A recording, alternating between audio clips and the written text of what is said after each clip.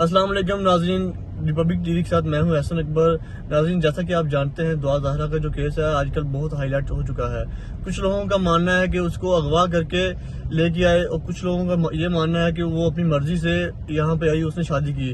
اور ساتھ ہی کچھ لوگ یہ بھی کہہ رہے ہیں کہ جو اس کے ساتھ جو لڑکا ہے ظہیر نام کا، اس کو بھی اغوا کر کے لے کے آئے، اور زبردستی ان سے یہ بیان دلوایا گیا کہ جی ہم نے رضامندی سے شادی کی ہے۔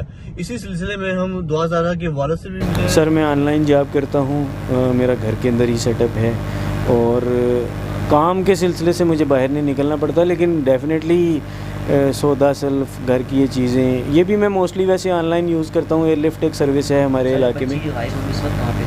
گھر پہ تھا یار، میں سو رہا تھا۔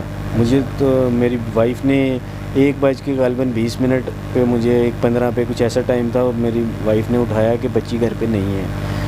تو میں نے اسے کہا، پہلی چیز تو یہ بولی کہ کچرا نیچے رکھنے کا میں نے بولا تھا، وہ شاید نیچے رکھنے گئی۔ اس نے کہا نہیں، میں 7-8 منٹ سے جاگ رہی ہوں، ویٹ کر رہی ہوں، نیچے جاتی تو 1 منٹ میں آ جاتی۔ تو میں نے اسے سیکنڈ آنسر یہ دیا کہ سامنے نانی کا گھر ہے جس گھر میں آپ اس وقت موجود ہیں، تو وہ یہاں ہی ہوگی۔ ویسے بغیر پرمیشن کے وہ کہیں بھی نہیں جاتی تھی، یہاں بھی نہیں آتی تھی، ایسا پاسبل نہیں تھا۔ لیکن پھر بھی میں نے یہ سوچا کہ شاید کچرا رکھنے آئی ہو، نانی ماں گیٹ پر کھڑی ہوں تو وہ اندر لے گئی ہوں، ایسا کچھ ہوا ہوگا۔ میں یہاں آیا، چیک کیا تو بچی نہیں تھی۔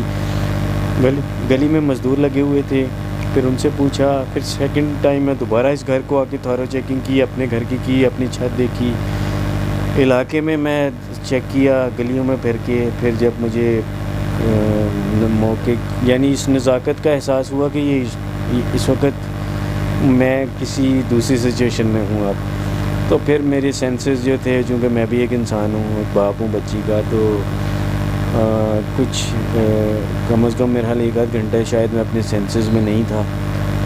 پھر جب میرے سینسز بحال ہوئے، میں نے اپنی وائف کو بٹھایا، میں نے اسے پوچھا کہ یار گھر کی چیزیں چیک کرو، کیونکہ 2 ہی چیزیں ہو سکتی ہیں، یا بچی اغوا ہوئی ہے یا بچی، سیکنڈ چیز یہی رہ جاتی ہے کہ بچی خود سے کہیں چلی گئی ہے، جو چاہے 1% ہی چانس ہو۔ تو ہم نے پہلے سیکنڈ چیز کو دیکھا، گھر کے پیسے دیکھے، زیور دیکھا، کپڑے دیکھے، جوتیاں دیکھیں، اینک تو اس وقت تو خیال ہی نہیں آیا، بعد میں وہ بھی اینک آپ لوگوں نے بھی دیکھی، بچی کی اینکیں گھر پہ پڑی ہوئی ہیں، تو وہ چیز۔ پھر CCTV اس کے بعد ہم دیکھتے رہے ہیں، پھر الفلاح تھانے میں رپورٹ درج کروائی۔ انفارچونیٹلی اس دن پولیس کی وہ PTI کا ایک جو تھا وہ جلسہ تھا، پولیس اویلیبل نہیں تھی۔ رات میں میرا 2:30 بجے کے قریب پولیس موبائل آئی، وہ ٹو لیٹ تھا۔ سچویشن 12:30 بجے اور 2:30 بجے کا بڑا ٹائم ڈفرینس تھا۔ سچ کیا ہے اور جھوٹ کیا ہے، اس کا فیصلہ آپ لوگوں نے خود کرنا ہے۔